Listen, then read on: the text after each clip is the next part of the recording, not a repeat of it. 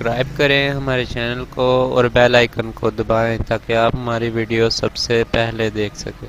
تعریف و توصیف اللہ جل مجدہ الکریم کی ذات بابرکات کے لیے، جو خالق کائنات بھی ہے اور مالک ششجہات بھی۔ اللہ جل وعلا کی حمد و ثنا کے بعد رسول رحمت، شفیع معظم، نبی محتشم، حضور ختمی المرتبت صلی اللہ علیہ وآلہ وسلم کے حضور ناز میں اپنی عقیدتوں، ارادتوں اور محبتوں کا خراج پیش کرنے کے بعد واجب الاحترام، ذوی الاحتشام، عالی مرتبت سامعین و حاضرین، السلام علیکم ورحمۃ اللہ وبرکاتہ۔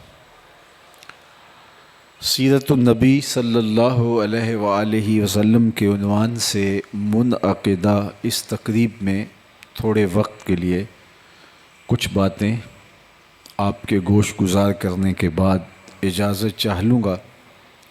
اللہ تعالیٰ میری زبان پر کلمۃ الحق جاری فرمائے۔ سیرت کا لفظ ہمارے ہاں معروف ہے اور ایک مسلمان پیدا ہوتے ہی اس لفظ سے بہت جلد آشنا ہونے لگتا ہے۔ سیرت کے لغوی مفہوم کی طرف اگر میں آپ کی توجہ دلاؤں تو کسی چیز کی اصلی اور حقیقی حالت کو سیرت کہا جاتا ہے۔ اس کی مثال حضرت موسیٰ علیہ السلام جب فرعون کے بلائے ہوئے جادوگروں کی جانب سے پھینکی ہوئی رسیوں کو سانپوں کی شکل میں متحرک دیکھا تو آواز آئی کہ اپنا عصا ڈال دیجئے۔ پھر آپ کے ہاتھ میں جو عصا تھا، لکڑی کا جو ڈنڈا تھا، آپ نے وہ جب ڈالا تو وہ لہراتا ہوا سانپ بن گیا اور جتنی رسیاں ڈالی گئی تھیں ان سب کو نگل گیا۔ اب جادوگروں کا فخر ٹوٹ گیا اور وہ ساری پھینکی ہوئی رسیاں جو سانپوں کی شکل میں متحرک نظر آ رہی تھیں وہ ڈنڈا نگل جاتا ہے۔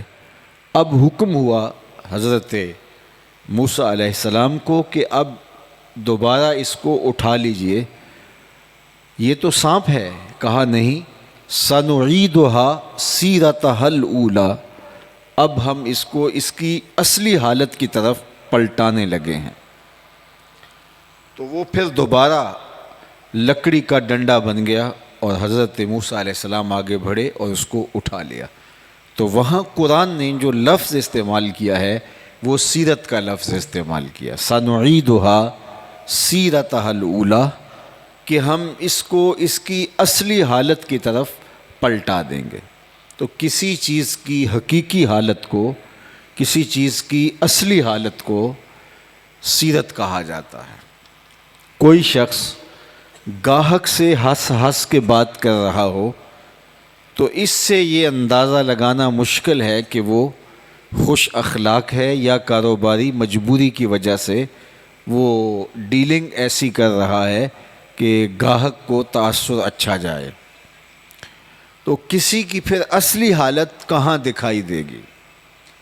تو کوئی شخص اپنی حقیقی حالت میں اپنے اہل خانہ کے سامنے ہوتا ہے، اپنے گھر والوں کے سامنے اس کا اصلی روپ ہوتا ہے۔ اس لیے سیرت کو سمجھنے کے لیے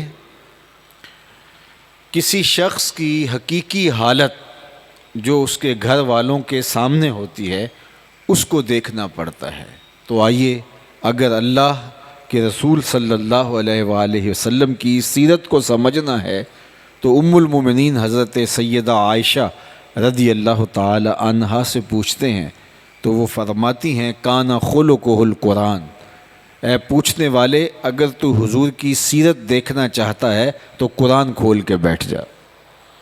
جہاں جہاں قرآن نے حکم دیا ہے وہاں حضور کا تعامل پائے گا، اور جہاں قرآن نے منع کیا ہے، روکا ہے، وہاں آپ حضور علیہ السلام کو نہیں دیکھ پاؤ گے۔ تو یہ ہے حضور کی سیرت کا وہ حقیقی روپ جو ہم یہاں حضور کے اہل خانہ کی زبان سے سن سکتے ہیں اور حضور کے گھر میں دیکھ سکتے ہیں۔ دوسری مثال اس کی میں آپ کے سامنے ام المومنین سیدہ خدیجۃ الکبریٰ رضی اللہ تعالی عنہا کے قول سے آپ کے سامنے رکھنا چاہوں گا۔ ام المومنین سیدہ عائشہ رضی اللہ تعالی عنہا بھی حضور کی حقیقی سیرت کو بیان کرتی ہیں۔ اب حضرت خدیجۃ الکبریٰ رضی اللہ تعالی عنہا سے بھی حضور کی سیرت کا سنیے۔ بخاری اٹھائیے، دیگر کتب سیر، کتب صحاح، کتب تواریخ اٹھائیے، وحی کے باب میں یہ موجود ہے کہ جب پہلی وحی کا حضور کے قلب اطہر پر نزول ہوا تو قرآن تو وہ ہے کہ اگر پہاڑوں پہ اترے تو وہ بھی خشیت الہی سے ریزہ ریزہ ہو جائیں۔ لو انزلنا ھذا القرآن علی جبل لرأیتہ خاشعا متصدعا من خشیت اللہ، اگر یہ پہاڑوں پہ بھی اترتے، قرآن کی آیتیں پہاڑوں پہ بھی نازل ہوتی تو قرآن کی ہیبت اور عظمت کی تاب پہاڑ بھی نہ لا پاتے اور وہ بھی شک ہو جاتے، ٹکڑے ٹکڑے ہو جاتے، ریزہ ریزہ ہو جاتے۔ یہ تو حضور کا قلب اطہر ہے جو قرآن مجید کو سہار جاتا ہے، لیکن پھر بھی اس کے اثرات حضور کے قلب کے اوپر مرتب ہوتے ہیں۔ تو حضور نے گھر آ کر کے اپنی زوجہ حضرت خدیجۃ الکبریٰ رضی اللہ تعالی عنہا سے کہا زملونی، مجھے چادر اوڑھا دو، مجھے سردی کی فیلنگ ہے۔ تو انہوں نے حضور کے کندھوں پہ اپنی شال ڈال دی اور آقا کریم علیہ الصلوۃ والسلام نے کہا کہ مجھے اندیشہ جاں ہے۔ تو انہوں نے کہا کہ آپ پریشان نہیں ہوں، آپ کا رب آپ کو کبھی بھی ضائع نہیں ہونے دے گا۔ اب ان کے جو لفظ ہیں وہ سماعت کیجئے اور حضور کی سیرت کا عنوان دیکھیے۔ اور میں منتظمین سے کہوں گا کہ جس طرح تیزی سے لوگ آنا شروع ہوئے ہیں تو بس ان کو ترتیب سے بٹھاتے جائیں تاکہ گفتگو کے تسلسل میں کوئی فرق نہ آنے پائے۔ بس 5-10 منٹ کے اندر اندر انشاءاللہ جو لوگ ہیں وہ پہنچ جائیں گے۔ تو باقی احباب تشریف رکھیں، صرف 2-4-5 لوگ ان کو ترتیب سے جہاں جگہ ملتی ہے وہاں بٹھا دیں، چونکہ اس وقت بہت نازک اور تھوڑا وقت ہے اور اس تھوڑے وقت کے اندر ہم نے اپنی بات کو بھی سمیٹنا ہے۔ تو توجہ چاہوں گا، ام المومنین حضرت خدیجۃ الکبریٰ رضی اللہ تعالی عنہا کو جب حضور نے کہا کہ زملونی، مجھے چادر دے دو، مجھے سردی کا احساس ہے، تو انہوں نے حضور کے کندھوں پہ چادر ڈال دی اور ساتھ تسلی آمیز کلمات عرض کرتے ہوئے کہا کلا واللہ ما یخزیک اللہ ابدا انک لتصل الرحم وتحمل الکلا وتکسب المعدوم وتقری الضیف وتصدق الحدیث وتعین علی نوائب الحق۔ حضور علیہ السلام سے کہا کہ آپ پریشان نہ ہوں، آپ کا رب آپ کو کبھی بھی بے آبرو نہیں ہونے دے گا، آپ کی حفاظت فرمائے گا، آپ کی عزت کی حفاظت فرمائے گا۔ کیوں؟ انک لتصل الرحم، اس لیے کہ آپ ہمیشہ صلہ رحمی کرتے ہیں۔ یہ حضور کی سیرت کے بنیادی خد و خال ہیں جو ام المومنین نے برجستہ حضور علیہ السلام کے بیان فرمائے ہیں۔ جو کسی کی سیرت اور کسی کے حوالے سے گفتگو برجستہ کی جائے تو وہ بڑی نمایاں خصلتوں پر مشتمل ہوتی ہے۔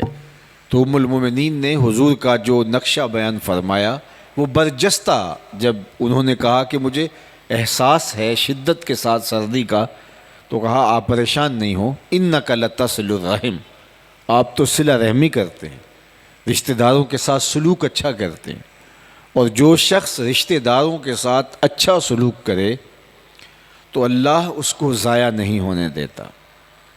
انسان کے اطراف میں سب سے پہلا جو دائرہ آتا ہے وہ اس کے رشتہ داروں کا آتا ہے، پھر اس کے بعد اس کے دیگر اعزاء کا، ہمسایوں کا، پھر کاروباری لوگوں کا، پھر سیاسی وابستگیاں، معاشرتی تعلق داریاں، لیکن سب سے پہلا دائرہ انسان کے گرد جو ہے وہ رشتہ داریوں کا ہے۔ تو کسی شخص کی پہچان رشتہ داریوں کے ساتھ اس کے سلوک سے کی جا سکتی ہے کہ وہ اپنے رشتہ داروں کے ساتھ کیسا ہے، اور ان میں بہت قریبی لوگ جو ہیں وہ ان کے ساتھ اس کا رویہ کیا ہے، رشتہ داروں کے تلخ رویوں کے باوجود اس کا رویہ کس طرح کا ہے۔ بعض اوقات ایسا ہوتا ہے کہ رشتہ دار اتنے تلخ ہوتے ہیں، ان کے رویے اتنے کھردرے ہوتے ہیں کہ آپ ان کے ساتھ جیسا بھی اچھا سلوک کرو وہ کبھی بھی راضی نہیں ہو پاتے۔ یہ جس معاشرے میں کم از کم ہم جی رہے ہیں، تو اس معاشرے کے اندر ہم دیکھ سکتے ہیں کہ ہر شخص رشتہ داروں سے نالاں ہے، پریشان ہے، لیکن رشتہ داروں کے رویے کچھ بھی ہوں، وہ تم سے راضی ہوں یا نہ ہوں، تم اپنے ضمیر میں اطمینان محسوس کرو کہ میں ان کے ساتھ کوئی زیادتی تو نہیں کی۔ اللہ کے محبوب علیہ السلام کے ساتھ آپ کے رشتہ داروں نے جو سلوک کیا وہ تاریخ کے اوراق میں موجود ہے۔ ابو لہب نے جس طرح حضور علیہ السلام کو اذیتیں پہنچائیں جبکہ یہ رشتے میں چچا لگتا تھا، سب سے پہلے جو تکلیف دہ جملہ کہا حضور نے جب جبل صفا پہ سب صنادید قریش کو بلا کے کہا، اگر میں کہوں کہ پہاڑ کی دوسری جانب سے ایک لشکر آ رہا ہے جو تمہیں تاخت و تاراج کر کے رکھ دے گا، تو بتاؤ میری اس بات کو مان لو گے؟ تو انہوں نے کہا کہ ہم پہاڑ پہ چڑھ کے دیکھیں گے، اگر نظر آ گیا تو فبہا، نظر نہ آیا تو پھر بھی کہیں گے ہم اندھے ہیں آپ سچے ہو، اس لیے کہ ہم نے زندگی بھر آپ کو جھوٹ بولتے نہیں سنا۔ تو فرمایا اگر تم مجھے اتنا سچا مان رہے ہو تو پھر قولوا لا الہ الا اللہ، تو پھر کہو اللہ کے علاوہ کوئی نہیں جو عبادت کا استحقاق رکھتا ہو، وہی معبود حقیقی ہے، وہی معبود برحق ہے، اور دین کی دعوت دی۔ تو جس شخص نے سخت جملے کہے وہ رشتہ دار تھا، ابو لہب رشتے میں چچا لگتا تھا۔ حضور نے شہادت کی انگلی اٹھا کر واز کیا تھا، اس نے کہا تباً لکا ہنالک سائر الیوم الہذا جمعتنا معاذ اللہ، تو اس کے جواب میں اللہ نے کہا تھا تبت یدا ابی لہب و تب، ظالم تیرے دونوں ٹوٹ جائیں۔ تو اس نے حضور علیہ السلام کو اس اشارے پہ آوازہ کسا، تو یہ رشتہ دار تھا۔ قریش کے دوسرے لوگوں نے حضور کے ساتھ جو سلوک کیا، عقبہ بن ابی معیط حضور کے گلے کے اندر کپڑا ڈال کے اس کو تاؤ دیتا رہا۔ حضور علیہ السلام سجدے میں ہوتے صحن حرم میں تو وہ حضور کے اوپر اونٹنی کی اجری پھینک دیتے۔ آقا کریم علیہ السلام کے گھر کے سامنے یہ اپنے گھر کا کوڑا جمع کر کے حضور کے گھر کے سامنے لا کے اس کو ڈال دیتے تاکہ حضور جب گھر سے باہر نکلیں گے تو ان کو اذیت ہو۔ ام جمیل جو حضور علیہ السلام کی چچی لگتی ہے، وہ جا کے جھاڑیاں کانٹے دار کاٹ کے لاتی ہے، اور جن راہوں سے حضور نے گزرنا ہوتا ہے ان راہوں کے اندر وہ جھاڑیاں بچھا دیتی ہے۔ آقا کریم کی راہوں میں گڑھے کھود دیے جاتے ہیں جہاں سے حضور نے گزرنا ہوتا ہے تاکہ وہ کسی گڑھے کے اندر گریں اور ان کو تکلیف پہنچے۔ تو یہ کتنا بدترین سلوک تھا جو حضور کے رشتہ داروں نے حضور علیہ السلام کے ساتھ روا رکھا۔ لیکن تاریخ بتاتی ہے کہ حضور علیہ السلام جب فاتح بن کے آئے، مکہ المکرمہ فتح کیا، تو جنہوں نے برا سلوک کیا تھا ان کے وجود تھر تھر کانپ رہے تھے، اور انہیں تھا کہ آج گردنیں اتر جائیں گی، اور جو ہمارا رویہ تھا آج اس کا بدلہ ہمیں چکانا پڑے گا، ایک ایک چیز کا ہم سے حساب لیا جائے گا۔ تھر تھر کانپ رہے تھے کہ حضور تشریف لائے اور سب کو جمع کیا اور فرمایا تم خود بتاؤ میں تمہارے ساتھ کیا سلوک کروں۔ تو انہیں یہ تھا کہ گردنیں تو اتر جائیں گی، لیکن اگر یہ معافی دے دیں تو چلو شہر بدر کر دیں تو گردنیں اترنے سے بچ جائیں۔ تو انہوں نے لجاجت برے لہجے میں کہا کہ آپ کریم باپ کے کریم بیٹے ہیں، ہم آپ سے خیر کی توقع رکھتے ہیں، اور ان کا خیال یہ تھا کہ ہم شہر بدری سے بچ جائیں، اور یہ چلو ہو بھی جاتا ہے تو گردنیں اترنے سے بچ جائیں۔ لیکن ان کی آنکھیں پھٹی کی پھٹی رہ گئیں، میرے اور آپ کے آقا و مولا نے فرمایا اذهبوا انتم الطلقاء، جاؤ آج تم سب آزاد ہو، اور آج میں محمد صلی اللہ علیہ وآلہ وسلم تم سے وہی کہہ رہا ہوں جو میرے بھائی یوسف نے اپنے بھائیوں سے کہا تھا، لا تثریب علیکم اليوم، آج تم پر کوئی مواخذہ نہیں ہوگا۔ اس وقت بھائی تھر تھر کانپ رہے تھے کہ ہم نے کنویں میں ڈالا، مالک ابن زغر کے ہاتھوں کوڑی رقم اور کھوٹے سکوں کے عوض بیچا، اور آج یہ عزیز مصر بن کے سامنے بیٹھا ہے، اور جب بھائی ان کو سمجھ آ گئی کہ عزیز مصر ہی یوسف ہے تو ان کا وجود کانپ رہا تھا، لیکن حضرت یوسف علیہ السلام نے ان کو انتظار بھی نہیں کروایا کہ تھوڑی دیر اس کرب سے گزرنے دیا جائے پھر معافی کا اعلان کیا جائے، فوراً کہا لا تثریب علیکم اليوم، تمہارے اوپر آج کوئی مواخذہ نہیں ہوگا۔ تو فرمایا آج میں بھی تم کو وہی کہتا ہوں جو میرے بھائی یوسف نے اپنے بھائیوں سے کہا تھا، اور ان کو عام معافی کا اعلان دے دیا۔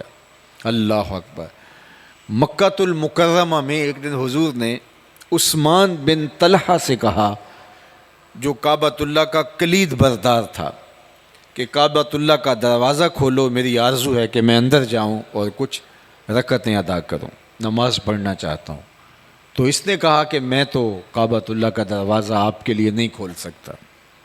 آج حضور جب فاتح بن کر آئے تو حضور علیہ السلام نے فرمایا این عثمان بن طلحہ، عثمان بن طلحہ کدھر ہے؟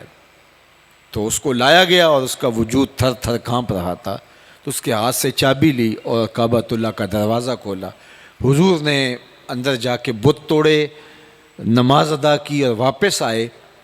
تو اب سب صحابہ کی آرزو تھی کہ کعبہ کی کلید برداری کا اعزاز ہمیں نصیب ہو۔ ظاہر ہے اسے تو یہ اعزاز اب دوبارہ حضور نہیں دیں گے، تو ہم میں سے دیکھیے کس کی قسمت جاگتی ہے۔ لیکن حضور جب باہر تشریف لائے تو فرمایا عثمان بن طلحہ کہاں ہے؟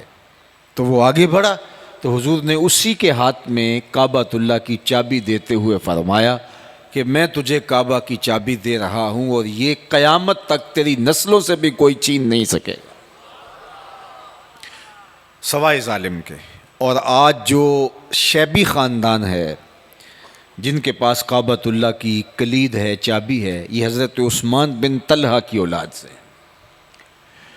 تو جب اس نے حضور کا یہ کرم دیکھا تو اس نے کہا کہ حضور آپ ہاتھ بڑھائیے، میں آپ کے ہاتھ پہ اسلام قبول کرنا چاہتا ہوں۔ تو یہ تھا حضور علیہ السلام کا رویہ، حضور علیہ السلام کا یہ سلوک جو حضور نے کیا۔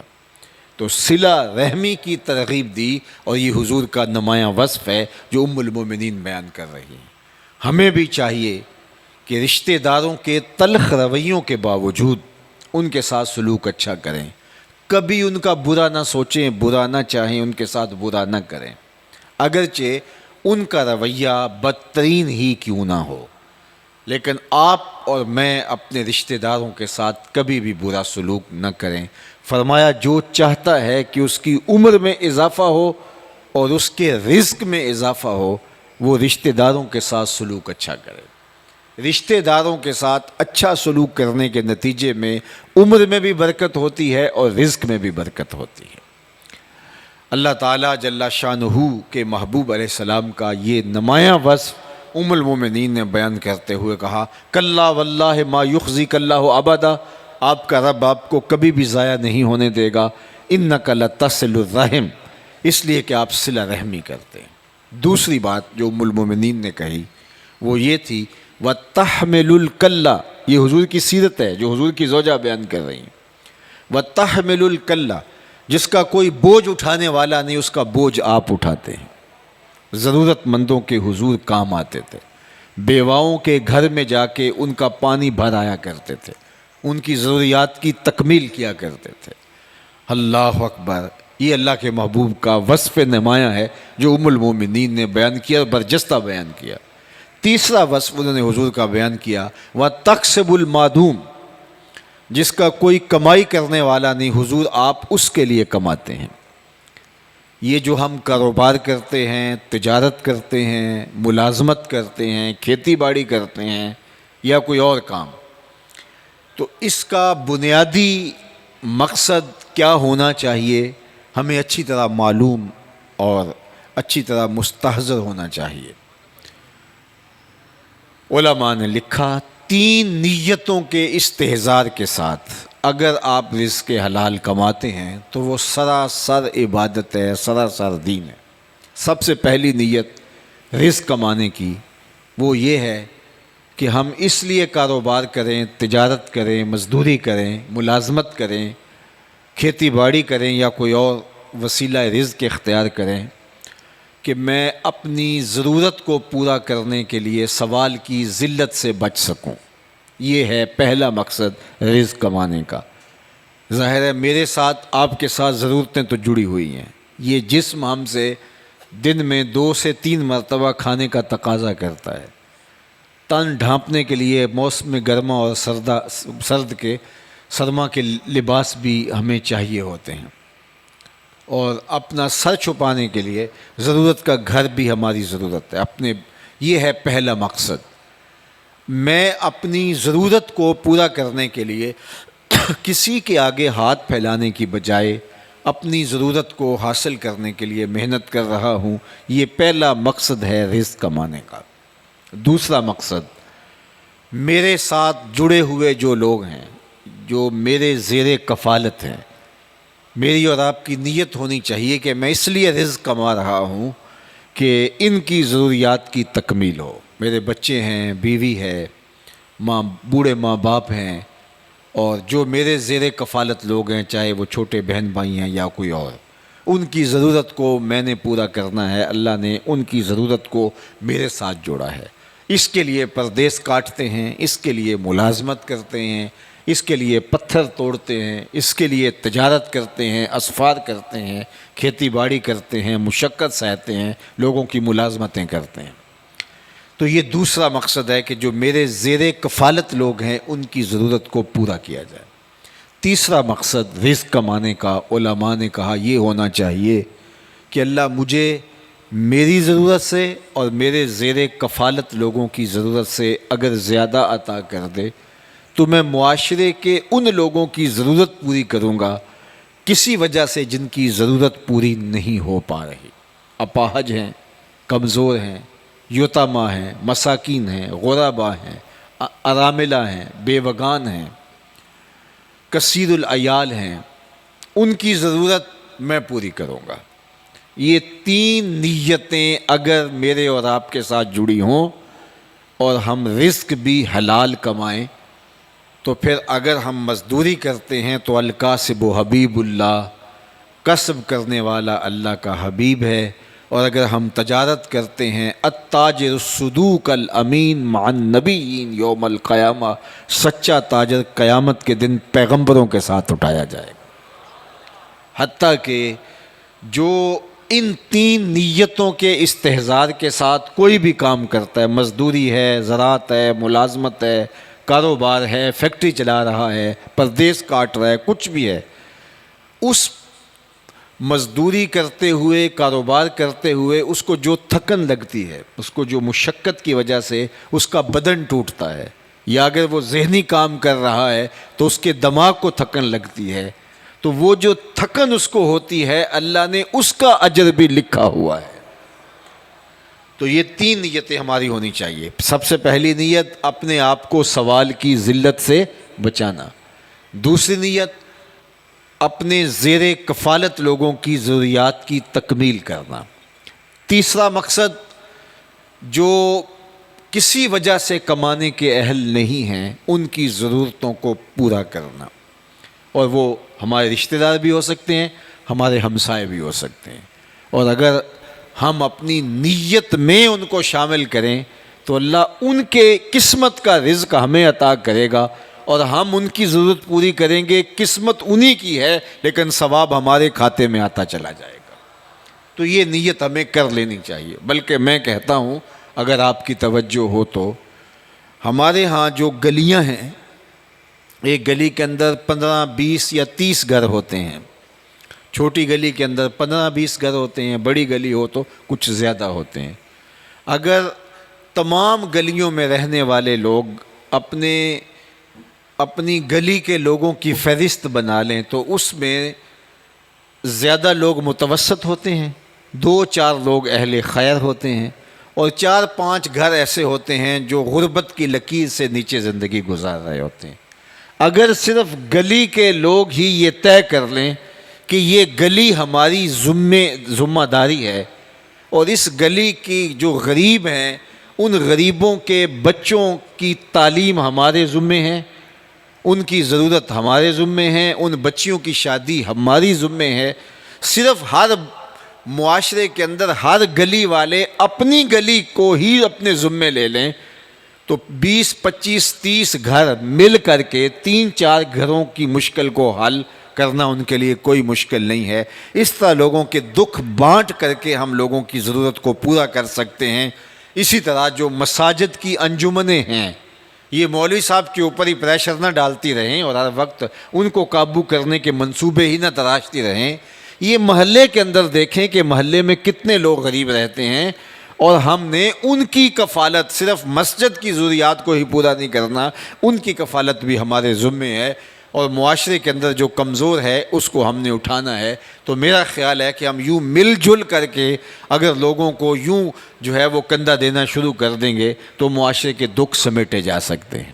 لیکن اگر ہمیں اپنی ہمسائیگی کی بھی پرواہ نہیں ہوگی تو ہم نے تو یہ سنا ہے کہ ہمسایہ بھوکا سو جائے تو 40 دن نماز قبول نہیں ہوتی ہے۔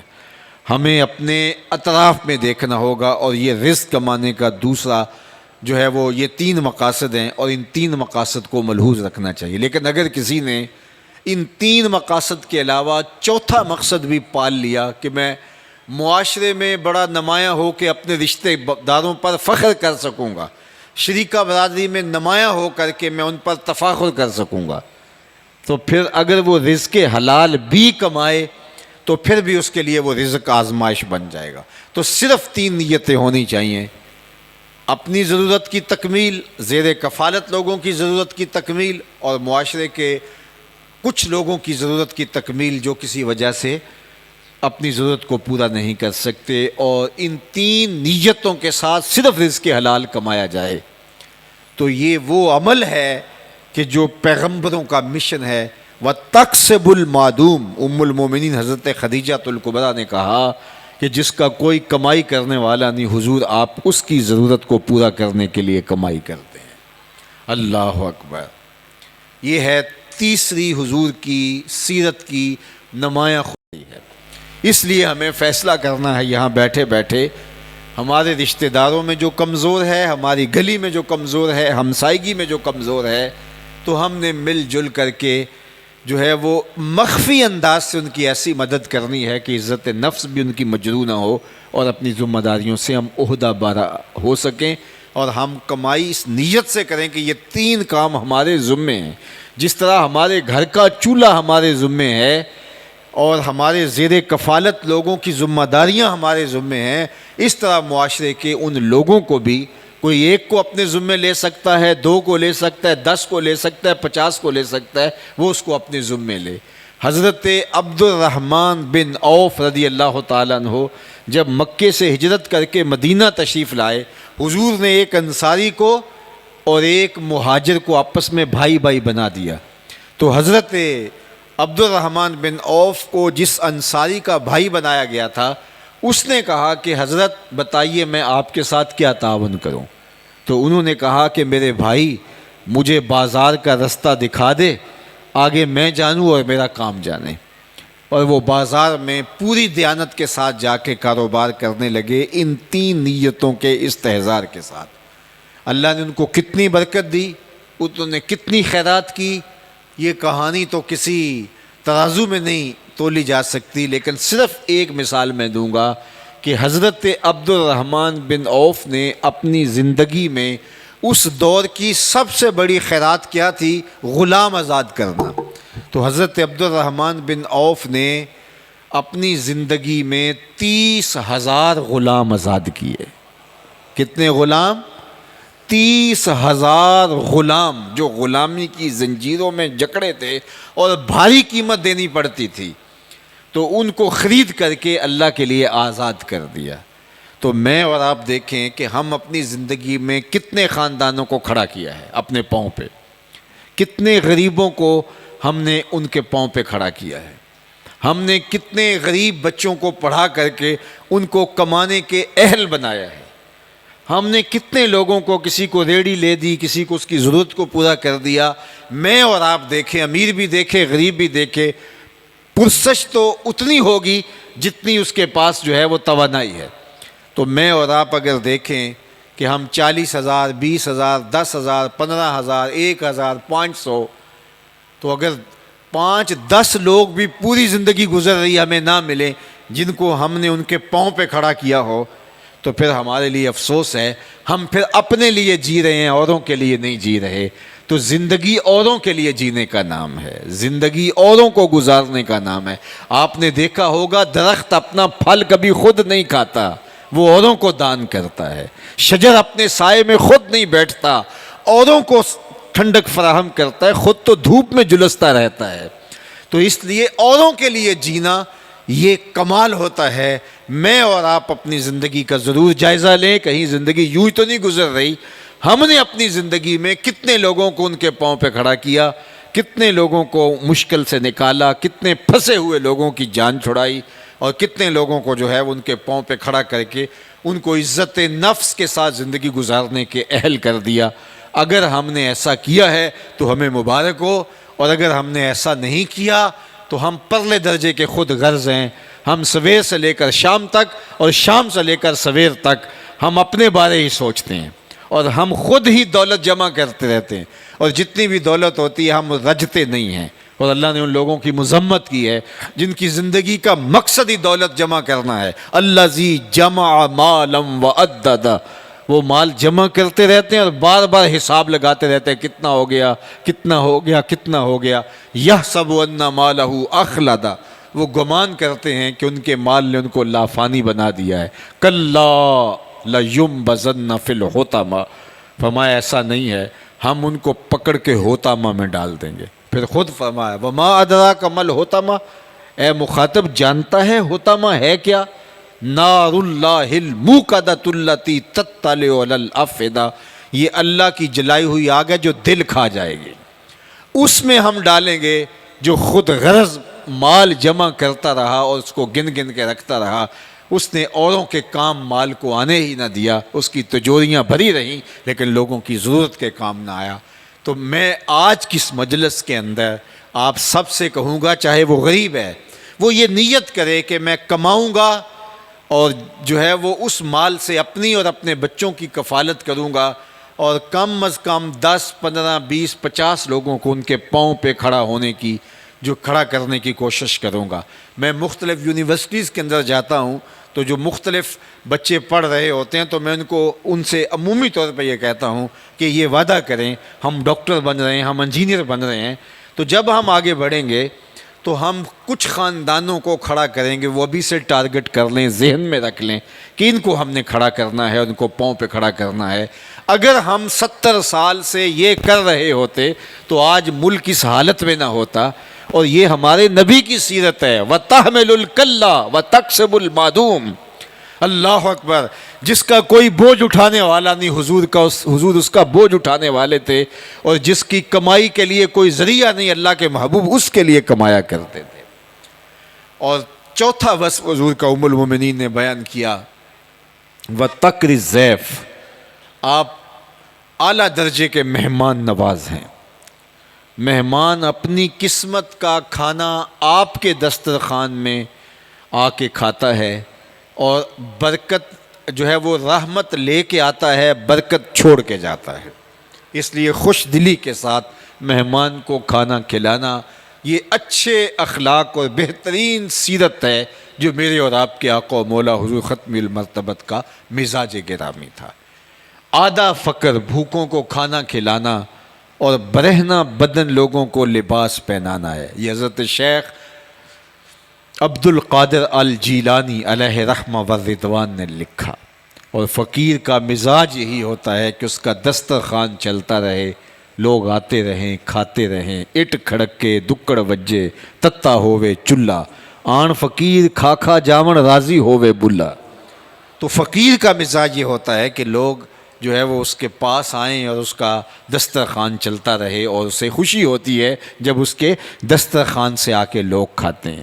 بلکہ میں آپ کو بتاؤں کہ جو کسان کھیتی بوتا ہے، گندم لگاتا ہے یا کوئی اور فصل لگاتا ہے، کوئی پھل لگاتا ہے، تو چڑیاں آ کے اس سے کوئی دانے چگ جاتی ہیں، تو چڑیاں جو دانے چگ جاتی ہیں، اللہ جل شانہ صدقے کا ثواب اس شخص کے نامہ اعمال میں درج فرماتا ہے۔ تو ہمیں لوگوں کے لیے نافع ہونا ہوگا، لوگوں کی ضرورت کو پورا کرنا ہوگا۔ یہ میرے حضور علیہ السلام کی سیرت ہے۔ پانچواں وصف حضور کا جو ام المومنین نے بیان فرمایا، وَتَصْدُقُ الْحَدِيث، حضور آپ کا نمایاں وصف یہ ہے کہ آپ ہمیشہ سچ بولتے ہیں، زندگی میں آپ نے کبھی جھوٹ نہیں بولا۔ اب میں اور آپ اس نبی کے ماننے والے ہیں جس نبی کو اعلان نبوت سے قبل بھی صادق و امین کہا جاتا تھا۔ اللہ اکبر! یہ میرے اور آپ کے آقا و مولا کی سیرت ہے کہ وہ صادق بھی ہیں اور امین بھی ہیں، امانت دار بھی ہیں اور سچے بھی ہیں، اور ہم اس نبی کے امتی ہیں۔ اور اپنے اندر اتر کر کے دیکھیں کہ ہمارے ہاں سچ کہاں تک ہے۔ آج ہمارا تاجر بولتا ہے اگر جھوٹ نہ بولیں تو سودا ہی نہیں بکتا۔ میں کہتا ہوں یہاں جاپان والے کیسے بغیر جھوٹ کے زندگی گزار رہے ہیں اور کیسے جھوٹ کے بغیر سودا بیچ لیتے ہیں۔ ہم کہتے ہیں کہ سودا ہی نہیں بکتا۔ آج میں اور آپ اپنی زندگی کو عملی طور پہ نہیں بدلیں گے تو جتنی مرضی کانفرنسیں ہو جائیں، جتنے مرضی ادارے بن جائیں، جتنی مرضی درس گاہیں بن جائیں، جتنی مرضی خانقاہیں کھل جائیں، جتنے مرضی چینل، اسلامی چینل بن جائیں، جتنی مرضی تنظیمیں بن جائیں، کوئی فرق نہیں پڑے گا اگر ہم اپنے آپ کو عملی طور پہ بدلنے کی کوشش نہیں کریں گے۔ اور ہر کوئی کہتا ہے کہ لوگ بدلیں، لیکن بدلنا تو اپنے آپ کو ہوتا ہے۔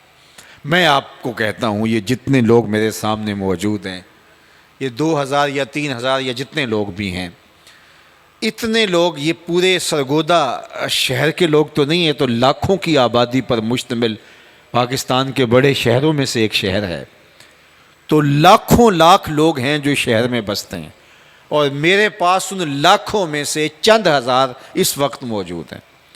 یہ چند ہزار لوگ جو یہاں موجود ہیں، یہ اگر یہاں بیٹھے بیٹھے ارادہ کر لیں کہ صبح سے ہی جھوٹ نہیں بولیں گے، 2 نمبر سودا نہیں بیچیں گے، تو یہ لاکھوں کا شہر جو لاکھوں موجود نہیں ہیں، صرف اتنے لوگ پختہ ارادہ کر کے چلے جائیں تو صبح سے ہی دیکھنا آپ کا شہر بدلا بدلا دکھائی دے گا۔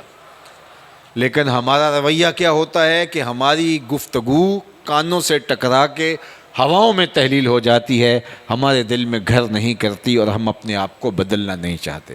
اللہ کے محبوب صادق بھی تھے اور حضور امین بھی تھے، اور کافروں نے حضور علیہ السلام کی صداقت اور امانت پہ بات نہیں کی ہے۔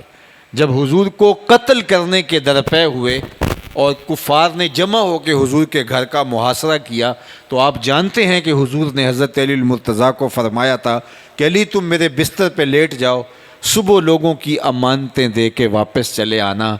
کفار کی امانتیں اس دن بھی حضور کے گھر میں پڑی تھی جب وہ حضور کو شہید کرنے کے درپے تھے، انہوں نے امانتیں نہیں نکلوائیں، انہیں یقین تھا کہ ہم جو بھی کارروائی کریں ہماری امانتیں ضائع نہیں ہوں گی، اس لیے کہ یہ امانتیں محمد عربی کے پاس پڑی ہوئی۔ ہم تو کسی سے تھوڑا سا الجھ جائیں تو اس کی امانتیں تو ہم ہڑپ کر جاتے ہیں، لیکن وہ قتل کے در پہ ہیں، لیکن ان کی امانتیں حضور کے گھر میں ہیں، انہیں کوئی ڈر نہیں تھا کہ امانتیں ضائع ہوں۔ اور دوسری جانب ان حالات کے اندر بھی حضرت علی المرتضیٰ کو اپنے بستر پہ لٹایا، کالی صبح اٹھنا اور لوگوں کی امانتیں دے کے واپس چلے آنا۔ کسی نے حضرت علی سے کہا کہ وہ حضور کے گمان میں تمہیں بھی تو قتل کر سکتے تھے، تم رات تو حضور کے بستر پہ جب لیٹے تو چین کی نیند تو نہیں آئی ہوگی؟ کہا میں تو آرام سے سو گیا تھا، بڑی میٹھی نیند آئی تھی۔ کہا کیسے؟ کہا حضور نے کہا تھا علی تم میرے بستر پہ لیٹ جاؤ، صبح اٹھنا ان کی امانتیں دے کے مدینے چلے آنا، مجھے یقین تھا صبح اٹھوں گا بھی، امانتیں بھی دوں گا اور مدینے بھی خیر سے پہنچوں گا، اس لیے کہ حضور نے فرما دیا تھا۔ تو ان کی امانتیں واپس کی گئی جو حضور کو شہید کرنے کے در پہ تھے۔ اور میں اور آپ دیکھیں کہ ہم قدم قدم پہ جھوٹ بولتے ہیں.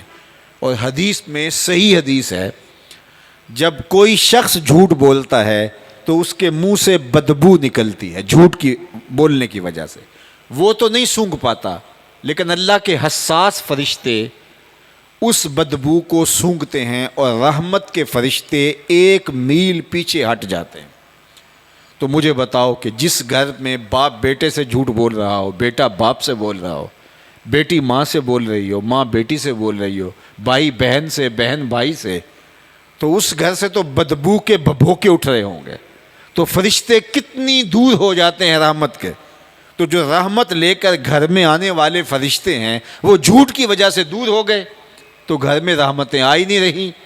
ہم نے کیا سمجھا؟ کسی نے تعویذ ڈال دیے، کسی نے جادو کر دیا، کسی نے ٹونا کر دیا، اور ہم گئے بابے کے پاس. اس نے کہا شکر ہے تو آ گیا ہے، ورنہ یہ تعویذ تو چل جانے تھے. ہم نے یہ سوچا ہی نہ کہ رحمت کے فرشتے تو جھوٹ بولنے کی وجہ سے کئی میل دور ہٹ چکے ہیں، اور ہم ایک الٹے راستے پہ چل پڑے اور جا کے اس بابے کے پاس جس نے کئی سالوں سے غسل ہی نہیں کیا ہوا، اور ہم جا کے اس سے اپنے درد کا درما مانگنے لگے. اور اس نے کہا اوہو تو وقت پہ آ گیا ہے، ورنہ بڑے سخت تعویذ تھے، وہ چل جانے تھے. اور پھر ہر اتوار کو جا کے اس بابے کے پاس جا کے چوکی بھرنی ہی پڑتی ہے، اور اس نے مزید ضعیف الاعتقاد بنا دیا. ہمارے ہاں مسئلہ کیا تھا؟ اللہ کے محبوب نے فرمایا منہ سے بدبو نکلتی ہے، رحمت کے فرشتے دور ہو جاتے ہیں. رحمت کے فرشتے دور ہوئے تو نہ دکان پہ برکت رہی، نہ گھر میں برکت رہی، نہ دفتر میں برکت رہی. ہم اس برکت کو واپس لانے کے لیے ہمارے اپنے پاس نسخہ موجود ہے کہ جھوٹ چھوڑ دیں، سچ بولنا شروع ہو جائیں، تو رحمت کے فرشتے رحمتوں کے بنڈل لے کر ہمارے گھر میں اترنا شروع ہو جائیں گے. لیکن ہم یہ نہیں کرنا چاہتے. ہم سمجھتے ہیں اس بابے کے پاس علاج ہے، اور اس نے علاج کرنے کی بجائے الٹا مریض کر دیا، اس لیے کہ وہ بھی جھوٹ بول رہا تھا، رحمت اس کے پاس بھی نہیں تھی. اور نتیجہ کیا؟ پوری قوم اس وقت اضطراب میں ہے، بے چینی میں ہے. جھوٹ، مکر، فریب، دجل و تلبیسات. کیا عوام، کیا حکمران، کیا چھوٹا کیا بڑا، جدھر دیکھو جھوٹ ہی جھوٹ کا دور دورہ ہے. تو کتنی بدبو اٹھ رہی ہوگی جھوٹ کی وجہ سے، اور اللہ کی رحمت کے فرشتے کتنے دور ہم سے ہٹ چکے ہیں. تو اس لیے ہمیں سچ بولنے کی عادت ڈالنی چاہیے. سچ بولیں گے اللہ کی رحمت کے فرشتے پرے باندھے ہوئے ہمارے گھروں میں اترنا شروع ہوں گے، اور رحمت اور کرم نوازیوں کے اجالے ہمارے گھروں میں ہوں گے. انک لتصل الرحم کا آپ ہمیشہ سچ بولتے ہیں، اس لیے آپ کا رب آپ کو کبھی بھی بے آبرو نہیں ہونے دے گا. آخری بات، اور میری گفتگو اختتام کی طرف بڑھ جائے گی. فرمایا کہ وہ تعین علی نوائب الحق، آپ جو حق کے راستے کا مسافر ہے آپ اس کے ساتھ کھڑے ہوتے ہیں. آج ہم حق کے ساتھ کھڑا ہونا پسند ہی نہیں کرتے، اس لیے کہ حق کے راستے پہ کھڑا ہونا مشکل ہے، تکلیف سہنا پڑتی ہے، اذیت سے گزرنا پڑتا ہے. اس لیے ہم آسان زندگی اختیار کیے ہوئے ہیں. ہم کبھی بھی مشکل راستہ اختیار نہیں کرتے. آج تو میں نماز بھی بھاری لگنے لگی ہے. آج لوگ کہتے ہیں جی دین پہ چلنا بڑا مشکل ہے. آج آپ نے یہ سنا ہوگا، 4 آدمی بیٹھ رہے ہوتے ہیں تو کہتے ہیں جی آج کل دین پہ چلنا بڑا مشکل ہے. یہ کون کہہ رہا ہے؟ جو مسجد میں آتا ہے تو ٹھنڈا اور گرم پانی موسم کے مطابق دستیاب ہے، مخملی قالین بچھے ہوئے ہیں، سرد اور گرم مسجد کے کمرے کا ماحول ان کے لیے موجود ہے. مخملی ریشمی مسلوں پہ اور قالین کے اوپر سجدہ کرنے والا کتنے نخرے سے کہتا ہے آج کل دین پہ چلنا بڑا مشکل ہے. تو میں کہا کرتا ہوں صاحب، دین پہ چلنا تیرے لیے مشکل ہے یا کربلا والے حسین کے لیے مشکل تھا؟ تیرے لیے مشکل ہے یا تپتی ہوئی ریت پر سجدہ کرنے والے بلال حبشی پر مشکل تھا؟ جن کے لیے مشکل تھا انہوں نے تو کہا نہیں کہ دین پہ چلنا مشکل ہے. جن سے چکیاں پسوائی گئیں، اللہ اکبر، جن کو دکھ دیے گئے، انہوں نے نہیں کہا دین پہ چلنا مشکل ہے. بلال حبشی کا ظالم آقا آپ کی پیٹھ پہ کوڑے مار رہے اور بلال آگے سے مسکرا رہے ہیں. کسی نے روک کے کہا بلال عجیب تماشا ہے، یہ تمہیں کوڑے مارتا ہے، تم آگے سے مسکراتے ہو. تو بلال حبشی نے کہا کہ تم جب ایک مٹی کا پیالہ خریدنا ہوتا ہے بازار میں جاتے ہو تو اس کو ٹھونک بجا کر نہیں دیکھتے کہیں کچا تو نہیں؟ آواز تو ٹھیک ہے. کہا تم مٹی کا پیالہ بھی خریدتے ہو تو ٹھونک بجا کے دیکھتے ہو کہیں کچا تو نہیں ہے, آواز تو خراب نہیں ہے. کہا میرا مالک بلال کو خرید رہا ہے, دیکھ رہا ہے بلال کچا تو نہیں ہے, آواز تو ٹھیک ہے. مالک, میں کہہ رہا ہوں مالک چاہے چمڑی بھی ادڑ جائے, حق حق کی آواز ختم نہیں ہونے پائے گی. زخم پہ زخم کھا کے جی, خون جگر کے گھونٹ پی, آہ نہ کر لبوں کو سی. یہ عشق ہے دل لگی نہیں. عشق اور ہوتا ہے, دل لگی اور ہوتی ہے. ہماری دل لگی ہے دین کے ساتھ, عقیدتیں ہماری دل لگی والی ہے, عشق نہیں ہے. عشق تو کٹ بھی جائیں تو عشق ختم نہیں ہوتا. عاشق عاشق ہر کوئی آکھے پر عاشق بندا مر کے, زہر پیالہ کوئی نہیں پیندا پر عاشق پیندا پر کے. عشق ایسے ہی نہیں ہے, عشق آسان نہیں ہے, ایک آگ کا دریا ہے اور ڈوب کے جانا ہے. ان لوگوں نے تکلیفیں سہیں, اذیتیں سہیں, کربلائیں سہیں, دکھوں سے گزرے, لیکن استقامت کا راستہ نہیں چھوڑا. اور ہم کہتے ہیں آج کل دین پہ چلنا بڑا مشکل ہو گیا. میاں کیا مشکل ہے, کیا اوکھا ہے دین پہ چلنا؟ آج ہم سہل پسند ہو گئے. تو کہا حضور آپ کے یہ وصف ہیں کہ آپ دکھیے کے ساتھ, مصیبت زدہ کے ساتھ کھڑے نظر آتے ہیں, اور جو حق کی راہ کا مسافر ہے آپ اس کے ساتھ کھڑے نظر آتے ہیں اور آپ اس کا ساتھ دیتے ہیں. تو آئیے میں اور آپ سیرت النبی کانفرنس میں آنے والوں اپنے آپ پہ غور کریں کہ ہم اپنے آقا و مولا کے ساتھ صرف زبانی کلامی تعلق رکھتے ہیں یا حضور کی سیرت ہمارے اندر اتری ہوئی ہے. اگر اتری ہے تو مبارک, اور اگر اتری نہیں ہے تو پھر زبانی جمع خرچ کوئی معنی نہیں رکھتا. ہمیں عملاً بتانا ہوگا کہ ہم حضور کے غلام ہیں. میرے استاد فرمایا کرتے تھے یہ نہ ہو کہ لوگ تمہیں پوچھیں تم کون ہوتے ہو اور تم پاسپورٹ پیش کرتے پھرو, یہ دیکھو مذہب کے خانے میں اسلام لکھا ہے. آپ فرمایا کرتے تھے صاحب نہ کسی کو پوچھنے کی نوبت آئے, تمہیں نہ بتانے کی نوبت آئے. تمہاری وضاقتہ, طرز زندگی, انداز معاشرت ایسا ہونا چاہیے تم دور سے چلے آ رہے ہو, لوگ کہیں وہ دیکھو حضور کا غلام آ رہا ہے. نور آنکھوں میں تو چہروں پہ اجالے ہوں گے, مصطفیٰ والوں کے انداز نرالے ہوں گے. دنیا میں بھی ان کے دم سے مقدر چمکا, محشر میں بھی ان کی رحمت کے حوالے ہوں گے. اللہ ہمیں حضور کی سیرت کو عملاً اپنی زندگیوں میں اتارنے کی توفیق دے. وآخر دعوانا ان الحمدللہ.